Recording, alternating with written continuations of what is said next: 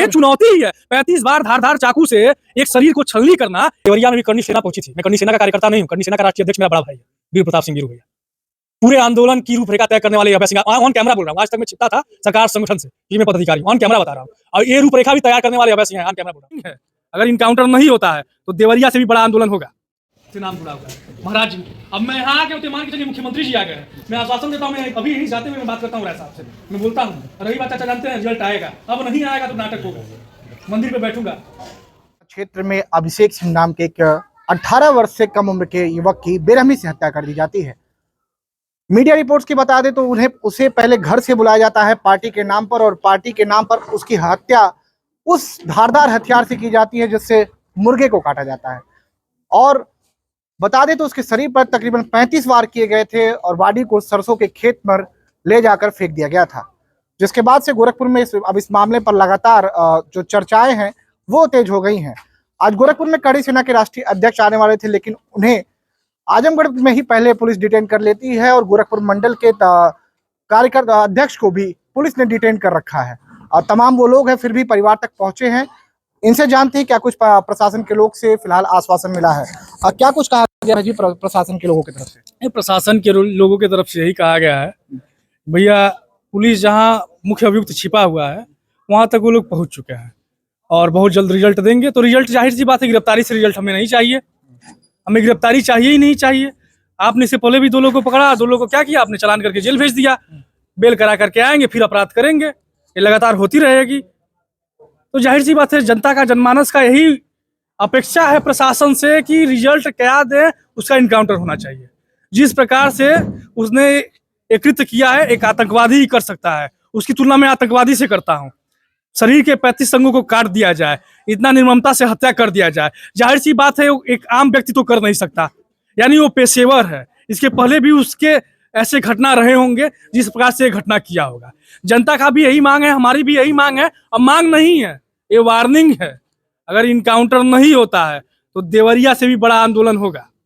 देवरिया से बड़ा आंदोलन होगा। फिलहाल प्रशासन क्या कुछ आपसे कहा, क्योंकि प्रशासन से आपने बातचीत किया है, प्रशासनिक लोग थे यहाँ मौजूद थे, उन्होंने क्या कुछ आश्वासन दिया? प्रशासन के लोगों से मेरी यही बात हुई है, SHO गीरा से भी बात हुई है, चौकी प्रभारी के महोदय से, कि हमें समय दीजिए, हम रिजल्ट देंगे और अनुकूल रिजल्ट देंगे जो जनता और जनमानस को उम्मीद है कि पुलिस ये करेगी।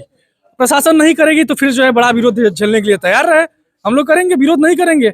जनता देखेगी ये गोरखपुर जनपद है, परम पूज्य महाराज जी का जनपद है, और परम पूज्य महाराज जी ही कहते हैं कि अपराध मुक्त उत्तर प्रदेश, और उत्तर प्रदेश में ही आतंकवादियों जैसा कृत्य किया गया। आतंकवादी जैसे आर्मी मैन को या आम नागरिक को टारगेट करके उनके साथ घटना करते हैं, वैसे घटना किया गया एक नाबालिग युवा के साथ।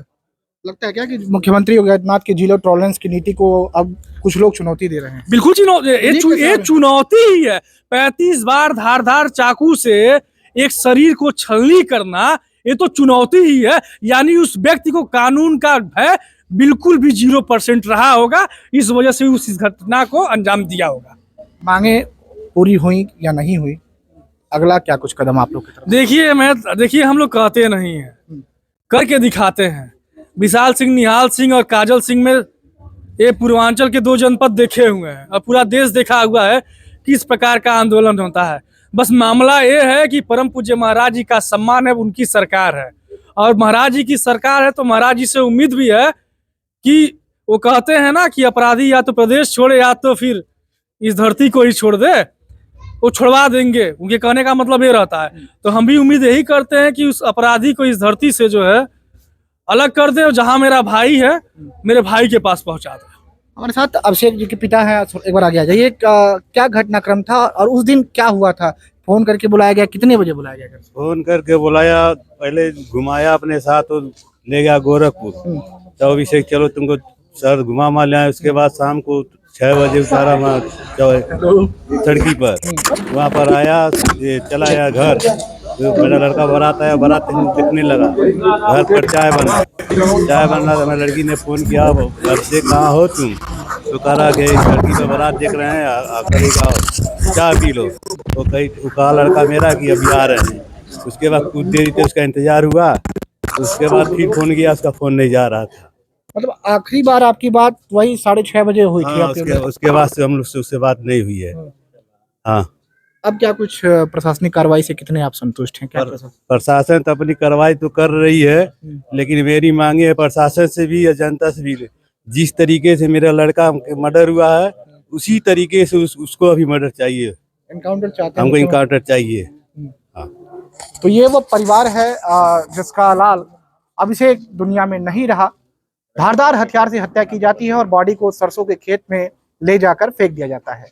अब फिलहाल प्रशासनिक अमला अपने स्तर से कार्रवाई कर रहा है, लेकिन परिवार और तमाम लोग कह रहे हैं कि अभी फिलहाल हम इस कार्रवाई से उतने संतुष्ट नहीं है। इनका कहना है कि मुख्यमंत्री योगी आदित्यनाथ की जीरो टॉलरेंस की नीति को गोरखपुर में ही कौन चुनौती दे रहा है।